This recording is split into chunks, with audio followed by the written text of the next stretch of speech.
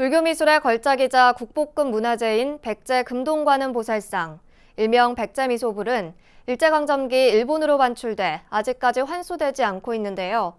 전국적으로 우리문화유산 되찾기 캠페인이 펼쳐지고 있는 가운데 불교계와 학계 충남 지역사회에서 백제미소불을 되찾아와야 한다는 목소리가 커지고 있습니다. 백제미소불 환수 방안을 모색하기 위한 토론회 현장을 청주 BBS 연현철 기자가 취재했습니다.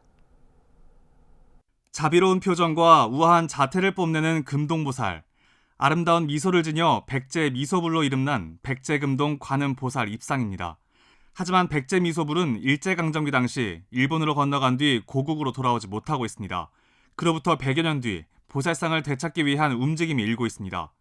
22일 충청남도 부여문화원에서 백제미소불 환수를 위한 정책 토론회가 열렸습니다.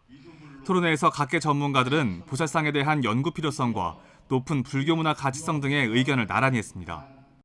제작 수법이 아주 특별합니다.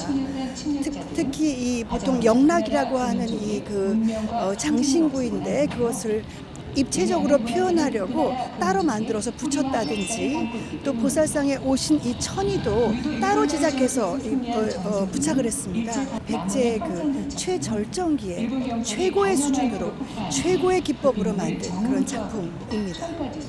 그래서 7세기 제가 전체를 보더라도 동아시아 전체를 보더라도 이 정도로 아주 가치가 높은 이 관음보살상을 발견하기가 쉽지 않거든요. 그런 의미에서 한국 불교조각 또 한국 불교미술 아울러서 백제 불교미술을 이해하는 데 가장 중요한 문화재라고 볼 수 있습니다.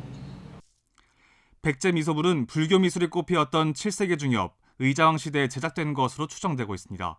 백제 불교미술의 마지막 명작이라고 불릴 정도로 역사적, 불교적 보존 가치 또한 매우 높다는 평가입니다. 게다가 백제미소불은 광배와 좌대를 제외한 보살상의 높이만 26cm에 달해 반가사요상 다음으로 큰 삼국시대 금동 보살상이기도 합니다. 이런 가운데 국회와 문화재청의 소극적인 태도가 보살상의 국내 환수를 지연시키고 있다는 지적도 제기됐습니다. 사실은 우리나라 문화재청하고 국립중앙박물관에서 42억밖에 없어서 그 이상은 낼 수가 없다.